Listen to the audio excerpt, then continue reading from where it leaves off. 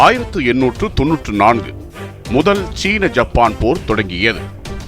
முதல் சீன ஜப்பான் போர் சீனாவின் கிங் வம்சம் மற்றும் ஜப்பானின் மேஜி ஆட்சி இடையிலான முக்கிய போராகும். இந்த போர் கொரியாவின் மீதான ஆதிக்கத்தை மையமாக கொண்டு ஏற்பட்டது. 19ஆம் நூற்றாண்டின் இறுதியில் கிழக்காசியாவின் முக்கியமான நிலப்பகுதியான கொரியா மீதான ஆதிக்கத்துக்கு சீனாவும் ஜப்பானும் போட்டியிட்டன. கொரியா பல்லாண்டுகளாக சீனாவின் கட்டுப்பாட்டில் உள்ள ஒரு நாடாகவே இருந்து வந்தது. ஆனால் மேஜி மறுசீரமைப்புக்கு பிறகு ஜப்பான் ஒரு நவீன இராணுவ தொழில்நுட்ப சக்தியாக வளர்ந்ததால் சீனாவுடன் போட்டி நிலை உருவானது.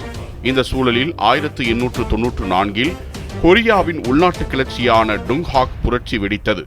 அதனை அடக்குவதற்காக கொரிய அரசு சீனாவிடம் உதவி கோரியதால் சீனா தன் படைகளை அனுப்பியது.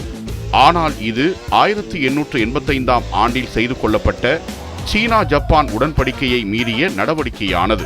இரு நாடுகளும் பரஸ்பர சம்மதமின்றி கொரியாவுக்கு படை அனுப்பக்கூடாது என அந்த உடன்படிக்கையில் கூறப்பட்டிருந்ததை சீனா மீறிவிட்டதால் அது தன்னுடைய நலன்களுக்கு எதிரானதாக கருதிய ஜப்பான் தனது படைகளையும் கொரியாவுக்கு அனுப்பியது.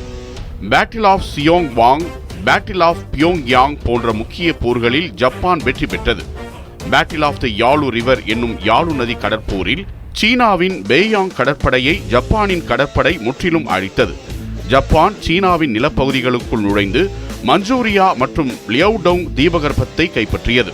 சீன ராணுவம் பழைய கட்டமைப்பில் இயங்கி வந்ததால் நவீன ஆயுதங்களுடன் வந்த ஜப்பானியர்களிடம் தோல்வியடைந்தது.